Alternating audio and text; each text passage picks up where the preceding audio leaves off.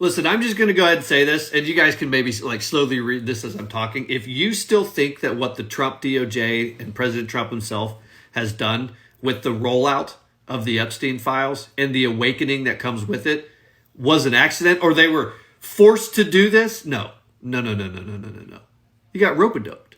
They got rope-a-doped, and there's no better evidence to support and defend that theory than what Pam Bondi did in Congress yesterday.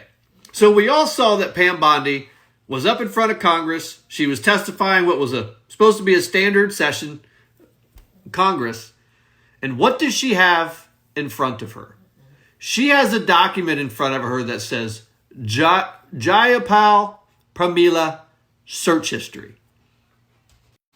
What kind of search history, you may ask, Nam?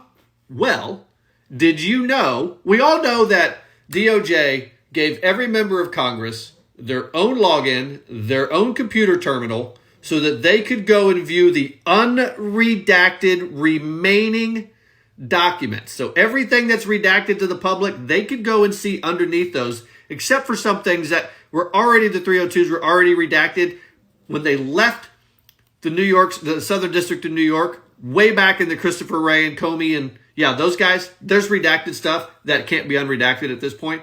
But every member of Congress was given a login. Do you know what happens when you use a government computer? You cannot log into it unless you authorize yourself to be monitored. You cannot use a government computer and expect to have any semblance of privacy.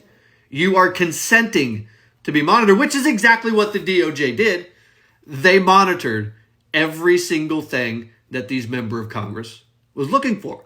So they were able to find out who's actually interested in investigating what's real and what's not in the Epstein files, and who has an agenda, and what is that agenda? What kind of agenda could we be talking about? So if you're investigating and you really want to know, you might have gone in there and searched for like flight logs, flights to Epstein Island, those sorts of things, just to see who is there.